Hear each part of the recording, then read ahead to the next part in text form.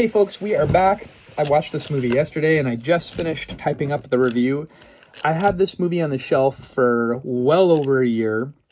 This movie came out in 1989, directed by Gus Van Sant. 1 hour and 40-minute runtime. Drugstore Cowboy. Starring Matt Dillon, Kelly Lynch, and then Heather Graham is in there, a young Heather Graham. William Burroughs is in here. There's some great actors in here. Great character actor. This movie was an ex-video rental copy, which I always like to talk about. It's my favorite type of found in the wild thrifted VHS. It's got its video rental video rental label.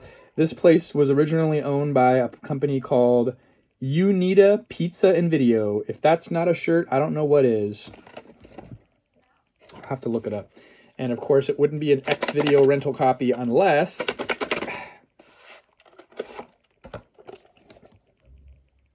Be kind, please rewind. And we do rewind with our tape rewinder. 104-minute runtime. This is a period film set in 1971. There's not a lot of information on Wikipedia. However, this is based on a novel written by a guy named James Fogle, who was a lifetime convict and drug addict. So he wrote an autobiographical novel of the same name, and Gus Van Sant and this other guy, Daniel Yost, who was a friend of Fogle, they got his story before he published it. The book wouldn't come out until 1990, but this movie came out a year before the book, and they wrote the screenplay on it. So the real-life guy, James Fogle, he only had a 6th grade education. He was a junkie, and he basically, throughout the Pacific Northwest, would rob pharmacies so he could get his fix. And he even died in prison at the age of 75. This guy was robbing pharmacies up until his mid-70s, when he would finally rob his last pharmacy and end up dying in prison. The movie had a $2.5 million budget and went on to gross $4.7 million. It's kind of an art house release, so you don't really expect this movie to have too broad of an appeal. I would say I could have thought this movie was about a period of 90s grunge, but it's a period film that actually takes place in 1971. Matt Dillon was not the original guy that they wanted to play the lead. They wanted Tom Waits to play the lead, but then there was a bunch of hubbubaloo, and he ended up not starring.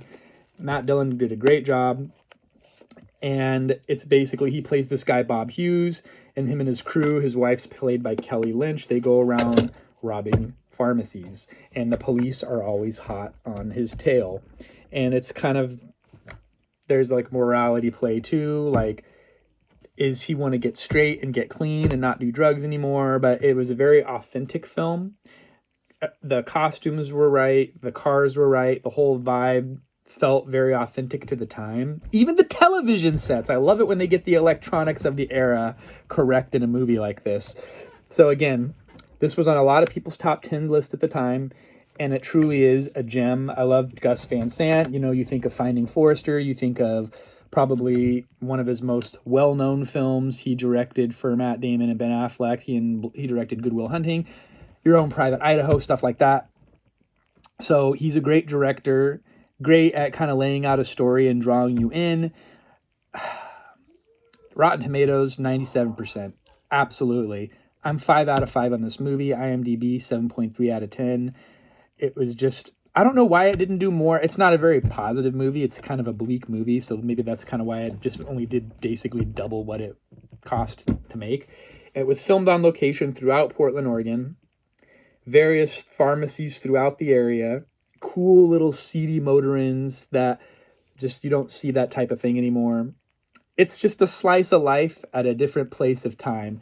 Tenement hotels where you could rent a room with a shared bathroom. It's just kind of focusing in on this piece of Americana that doesn't exist anymore. I like the back of the box. 2 very enthusiastic thumbs up. One of the year's 10 best. This is a great movie from Siskel and Ebert. The movie is so real, it's scary. A gripping film about a family of drug thieves. So lots of needle use, lots of opiate use. It's just kind of an eye-opening film, but it's glamored up. Like, are these people going to really look that hot if they're strung out on opiates all the time? I don't know. It was almost too polished and too Hollywood. I needed it to be darker, and I needed the cast to be a little bit more rough. They were a little too clean for what I would think, but maybe I'm wrong. Maybe there's a side of addiction where they're really good at covering it. The police that they cast felt more East Coast than Pacific Northwest, so that was a detractor for me. But overall, yeah, I felt like the actors that were playing the police were guys that were emulating NYPD portrayals of 70s detective films. Really tough guys. But overall, like I said, it's a 5 out of 5 for me. I recommend it. Put it on your list of upcoming reviews, and I will be sending this to my friend to review as well. But he will not do a video review such as yours truly does. Thanks for tuning in, folks. Until next time, we'll talk to you later.